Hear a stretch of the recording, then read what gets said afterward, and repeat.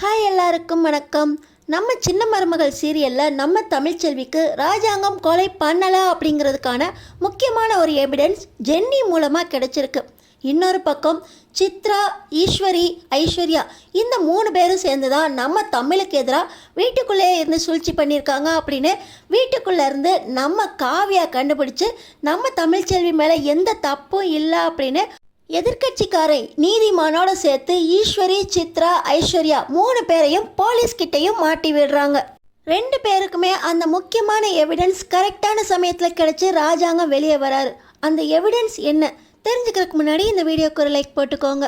So பார்த்தீங்கன்னா நம்ம தமிழ்ச்செல்விக்காக பேச போன செல்லப்பாண்டிய கழுத்தை பிடிச்சி வெளியே தள்ள நம்ம தமிழ்ச்செல்வி எனக்கு இனியும் சுயமரியாதையோட வாழ்க்கை வேணும், என்னோட வாழ்க்கைங்கிறது சேதுவோட மட்டும் முடிஞ்சு போயிடாது, இனிமே நான் சொந்த காலில் நிற்கிறதுக்காக என்னோட டாக்டர் படிப்பை தொடர போகிறேன் அப்படின்னு சொல்லி மெடிக்கல் காலேஜுக்கே போய் மறுபடியும் டாக்டர் படிப்பை தொடங்குறாங்க. சக்தி என்னோட தான் வாழ்க்கை அப்படின்னு சொல்லி பாதியிலேயே படிப்பை நிறுத்தின ஜென்னியையும் மறுபடியும் மெடிக்கல் காலேஜில் தொடர்ந்து படிக்க வைக்கணும்னு முயற்சி பண்ணுற நம்ம தமிழ்ச்செல்வி ஜென்னியை பார்க்குறதுக்காக அவங்க வீட்டுக்கு போகிறாங்க. ஆனால் ஜென்னியோட தனியாக பேசவே விடமாட்டுறாங்க ஜென்னியோட அம்மா. நம்ம தமிழ்ச்செல்வி நான் உங்ககிட்ட கொஞ்சம் பேசணும் அப்படின்னு சொல்லி ஜென்னியை தனியாக கூப்பிட்டு போக எந்த விஷயம்னாலும் இங்கேயே இருந்து பேசுங்க அப்படின்னு சொல்ல நம்ம தமிழ்ச்செல்வி நாங்கள் படிப்பு விஷயமா பேசணும் அப்படின்னு சொல்லி ஏமாற்றி மறுபடியும் ரூமுக்கு போகிறாங்க. அங்கே போனால் உன் வாழ்க்கையில் சக்தி இல்லாமல் போனதுக்கு எங்கள் வீட்டுக்காரங்களும் ஒரு காரணமாயிட்டோம், தெரிஞ்சோ தெரியாமலோ என் பேரும் அதில் அடிப்பட ஆரம்பிச்சிருச்சு. நான் கண்டிப்பாக நைட்டு ஃபோன் பண்ணலை, ஆனாலும் சக்தியை நீ இழந்துட்ட, சக்தி அண்ணனையே நினச்சி உன் வாழ்க்கையை இப்படியே விட்டுறாத அப்படின்னு சொல்லி நம்ம தமிழ் பேச, தமிழ் உன்கிட்ட ஒரு முக்கியமான உண்மையை சொல்லணும், இங்கே வச்சு என்னால் சொல்ல முடியாது, நைட்டு 2 மணிக்கு நான் உனக்கு கால் பண்ணுறேன் அப்படின்னு சொல்லி ஜென்னி பேச, அப்படி என்ன முக்கியமான விஷயம் 2 மணிக்கு சொல்கிற அளவுக்கு அப்படின்னு சொல்ல, இப்போ ஜென்னியோட அம்மா உள்ளே வந்துடுறாங்க. நம்ம தமிழும் சரி நான் போயிட்டு வரேன் அப்படின்னு சொல்லிட்டு நாளையிலேருந்து ஜென்னியை காலேஜுக்கு அமுச்சு வைங்க அப்படின்னு ஜென்னியோட அம்மா கிட்டேயும் சொல்லிவிட்டு நம்ம தமிழ் கிளம்பி போயிடுறாங்க. அன்னைக்கு நைட்டு 2 மணிக்கு ஜென்னி கால் பண்ணுறாங்க. தமிழ், என் சக்தி உயிரோடு இல்லை, ஆனாலும் அவர் உங்கள் மாமாவை காப்பாற்றி விட்டுட்டு தான் போயிருக்காரு. என் சக்தி கூட 2 பேரும் ஒன்றா சேர்ந்து வீடியோ எடுத்துக்கிட்டு இருந்தோம். அந்த நேரத்தில் தான் எங்கள் அப்பா அடையாளங்களோட உள்ளே நுழைஞ்சு சக்தியை இழுத்துட்டு போனாங்க. சக்தியோட ஃபோன் ஆனில் தான் இருந்துச்சு.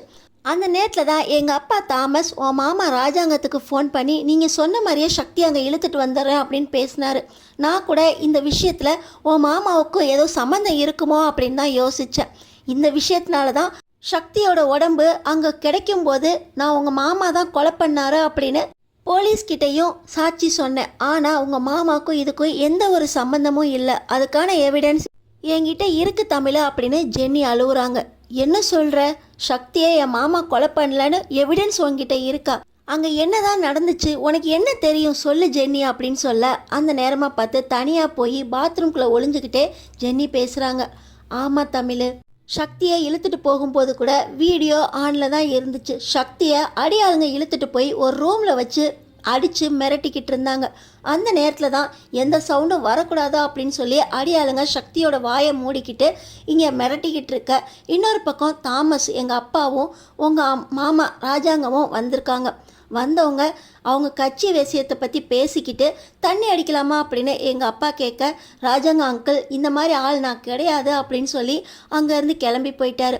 ராஜாங்க அங்கிளை அங்கே வர வைக்கிறது மட்டும்தான் எங்கள் அப்பாவோட திட்டம். அதுக்கப்புறம் சக்தியை அடியாளுங்க இழுத்துட்டு வந்தாங்க. எங்கள் அப்பா ஒரு பெரிய அருவாவை எடுத்து சக்தியை வெட்ட போனாங்க. அந்த நேரத்தில் சக்தியோட ஃபோன் கீழே விழுந்துருச்சு. அப்பையும் ஃபோன் ஆனில் தான் இருந்திருக்கு. கீழே விழுந்தது தெரியாமல் நீங்களே இவனை முடிச்சிருங்க அப்படின்னு எங்கள் அப்பா கிளம்பி வந்துட்டாங்க. அந்த அடியாளுங்க அந்த அருவா வச்சு என் சக்தியை வெட்டுறத அந்த ஃபோன் ரெக்கார்ட் பண்ணிடுச்சு. ஆனாலும் அந்த அடியாளுங்க சக்தியை இழுத்துட்டு போகும்போது அந்த ஃபோன் எப்படியோ ஏதோ ஒரு பள்ளத்துக்குள்ளே விழுந்திருக்கு. சக்தியோட உடம்பு கிடைக்கும்போது அவரோட ஃபோன் மட்டும் கிடைக்கல அப்படின்னு போலீஸ்காரங்க எங்கள்கிட்ட இந்த தகவலை தெரிவித்தாங்க. அடையாளம்லாம் பார்த்து சொல்லிட்டு வந்ததுக்கப்புறம் எங்கள் அப்பாவையும் அரெஸ்ட் பண்ணிட்டு போனதுனால ஃபேக்ட்ரியை நானும் எங்கள் அம்மாவும் தான் கவனிக்கிறதுக்காக போனோம். அங்கே சக்தியோட ஃபோன் கிடச்சிச்சு. ஃபோன் சுவிட்ச் ஆஃப் ஆகி இருந்ததுனால அந்த ஃபோனுக்கு சார்ஜ் போட்டு என்னான்னு எடுத்து பார்த்தா அதில் எல்லாமே ரெக்கார்ட் ஆயிருந்துச்சு. இப்படி உங்கள் மாமாவுக்கு எதிராக நான் சாட்சி சொல்லிட்டேனே அப்படின்னு நான் எங்கள் அம்மா கிட்ட சொல்கிறப்போ இந்த விஷயம் யாருக்கும் தெரியக்கூடாது, அடுத்தாப்புல கோர்ட்டுக்கு சாட்சிக்கு சொல்கிறப்போ நீ என்ன உங்கள் அப்பாவுக்கு எதிராக சொன்னியோ அதே போல் சொல்லு, ராஜாங்கம் வெளியே வரவே கூடாது அப்படின்னு என்னை மிரட்டி வீட்டிலே உட்கார வச்சிட்டாங்க தமிழ். அந்த ஆதாரத்தை நான் கோர்ட்டில் கண்டிப்பாக கொடுக்குறேன், உங்கள் அங்கிள் கண்டிப்பாக வெளியே வந்துடுவாங்க அப்படின்னு ஜென்னி சொல்ல, இந்த விஷயம் நமக்குள்ளேயே இருக்கட்டும் சென்னி அப்படின்னு தமிழ் சொல்லிடுறாங்க. அடுத்த நாள் ஜென்னி வழக்கம் போல் காலேஜுக்கு வர மாதிரி வந்து அந்த ஃபோன் எவிடன்ஸை நம்ம தமிழ்கிட்ட கொடுத்துட்றாங்க. இன்னொரு பக்கம் பார்த்தீங்கன்னா ராஜாங்க அங்கிள் ஜெயிலில் வச்சிட்டாங்க அப்படின்னு தெரிஞ்சுக்கிற காவியா வீட்டுக்கு வராங்க. வீட்டுக்கு வந்தவங்கள்ட்ட யார்கிட்டையும் பேசுறதுக்கு விருப்பம் இல்லை, மலர் கூடையும் அப்பத்தா கூடையும் தான் பேசுகிறாங்க. அந்த நேரத்தில் தான் ஈஸ்வரியோட ஃபோனை காவியா கவனிக்கிறாங்க. ஃபோன் ரிங் ஆகுது, ஆனால் ஈஸ்வரி இல்லையே, சார்ஜரை போட்டு எங்கேயோ போயிட்டாங்களே அப்படின்னு சொல்லி யார் கால் பண்ணுறாங்க அப்படின்னு பார்த்தா நீதிமான் கிட்டேருந்து கால் வருது. யார் அந்த நீதிமான் அப்படின்னு தெரிஞ்சுக்கிறதுக்காக காவியா ஹலோன்னு மட்டும்தான் சொல்கிறாங்க. உடனே நீதிமான் அப்படியே பரவசத்தில் எல்லாத்தையுமே உளறிடுறாரு. நீங்கள் சொன்னீங்களே ஐஸ்வர்யா, அந்த பொண்ணு மட்டும் இல்லைன்னா இந்த விஷயமே நடந்திருக்காது, அந்த பொண்ணுக்கு என்னோடய ஸ்பெஷல் தேங்க்ஸை சொல்லிடுங்க. வீட்டுக்குள்ளேருந்து நீங்கள் பண்ண ஹெல்ப்பால் தான் ராஜாங்கத்தை என்னை ஜெயிலில் அடைக்க முடிஞ்சிச்சு. முக்கியமாக ராஜாங்கம் இப்போ ஜெயிலில் இருக்கிறதுனால எனக்கு கண்டிப்பாக எம்எல்ஏ பதவி கிடச்சிரும், அதுக்கு முக்கிய காரணம் நீங்கள் தான், உங்களுக்கு என்ன வேணும் சொல்லுங்கள் அப்படின்னு சொல்ல காவியா ஃபோனை கட் பண்ணிடுறாங்க. யார் அது இந்த நீதிமான் அப்படின்னு சொல்லி அவங்க அப்பா கிட்ட விசாரிக்க போக அவன் எதிர்கட்சிக்காரன், ராஜாங்கத்துக்கும் அவங்களுக்கும் ஆகாது, போன தடவை தேர்தலில் ஒருத்தருக்கு ஒருத்தர் எதிராக நின்று தோற்று போனவர், அதுக்காக தான் பழி வாங்குறதுக்கு இப்படி பண்ணியிருக்காரு போல். உங்கள் வீட்டிலேருந்து ஈஸ்வரி ஆண்டி எதுக்கு ஹெல்ப் பண்ணாங்க இவங்களுக்கு?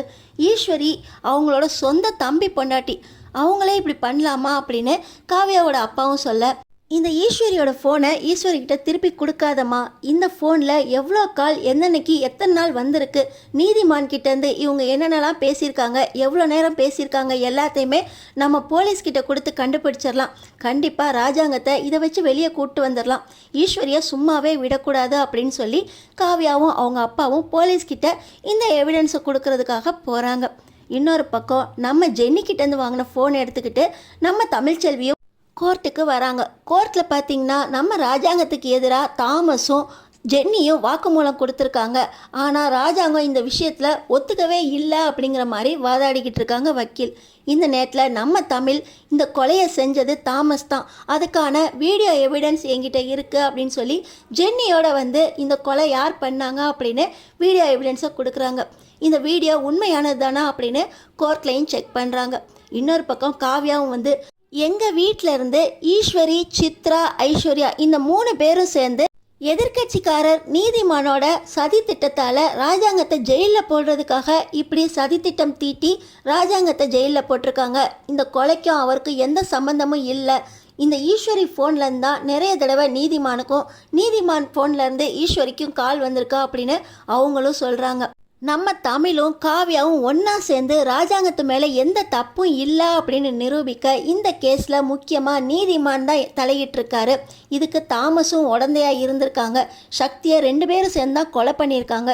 ஈஸ்வரி, சித்ரா, காவியா 3 பேருமே ராஜாங்கம் வீட்டில் இருந்துக்கிட்டே சூழ்ச்சி செஞ்சுருக்காங்க. இந்த 3 பேரையும் அரெஸ்ட் பண்ணணும், நீதிமானையும் தாமஸையும் ஜெயிலில் போடுங்க, அவங்களுக்கு 10 நாள் டிமாண்ட் அப்படின்னு சொல்லி கோர்ட் ஆர்டர் போடுறாங்க. நம்ம தமிழ் தான் ராஜாங்கம் மேலே எந்த தப்பும் இல்லை அப்படின்னு நிரூபிச்சிருந்தாலும் இப்போ சேது மனசார நம்ம தமிழ்கிட்ட மன்னிப்பு கேட்குறாரு.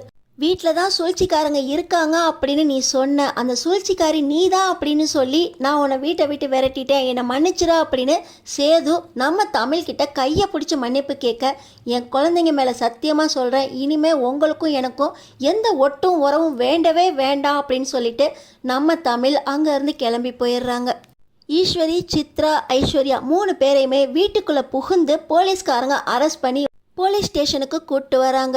இனியும் நம்ம தமிழ்ச்செல்வி சேதுவோடு சேர்றதுக்கு வாய்ப்பு இருக்கா? 2 பேரும் சேருவாங்களா? தெரிஞ்சுக்கிறதுக்கு நம்ம சேனலை சப்ஸ்கிரைப் பண்ணி தொடர்ந்து பாருங்கள்.